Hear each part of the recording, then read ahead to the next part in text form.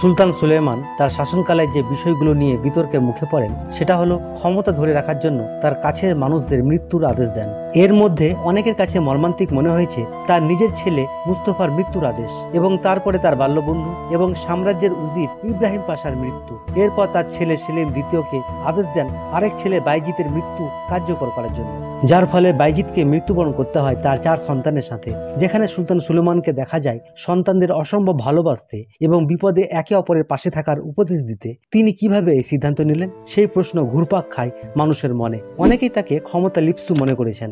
যে কোনো সম্রাটের জীবন নিয়ে যখন গবেষণা করা হয় তখন দেখা যায় তারা তাদের জীবনকালে ক্ষমতা থেকে সরে যেতে চান না। স্বাভাবিকভাবে একজন যখন ক্ষমতা উপভোগ করতে শুরু করেন তখন তিনি চান তার জীবনদশায় সেই ক্ষমতা উপভোগ করবেন।